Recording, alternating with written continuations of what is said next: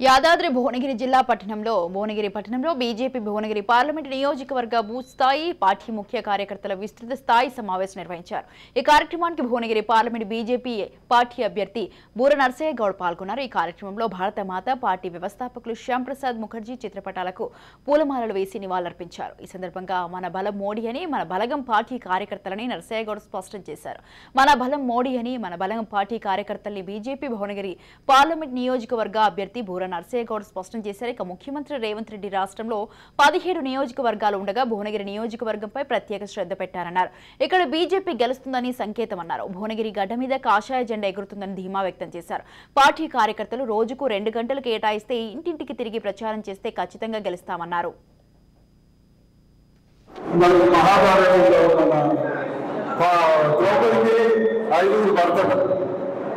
భువనగిరిలో నాకు 6 నేను 6తో పనిచేయాలి। ఎందుకంటే 6 జిల్లాలు ఉన్నాయి, భారతదేశంలో అత్యధిక జిల్లాలు ఉన్నాయి। భువనగిరి పార్లమెంటు అత్యధిక పొడుగు ఉన్నది భువనగిరి పార్లమెంటు, ఒక విచిత్రమైనటువంటి కాన్స్టిట్యున్సీ భువనగిరి పార్లమెంటు। సో అయినా కూడా నాకు 6 ఉన్నా కూడా వాళ్ళందరూ నాకు బలమైన కానీ ఇబ్బంది కాలేదు అని ఈ సందర్భంగా నేను తెలియజేసుకో వారికి ప్రత్యేకంగా ధన్యవాదాలు తెలియజేస్తున్నాను। ఇంకో విషయం నేను పదే చెప్తున్నా, మన బలం మోడీ, మన బలగం క్యాడర్। మీరు క్యాడర్ అంటే మీరు కూడా క్యాడరే, మీరు కూడా క్యాడరే, అందరూ క్యాడర్।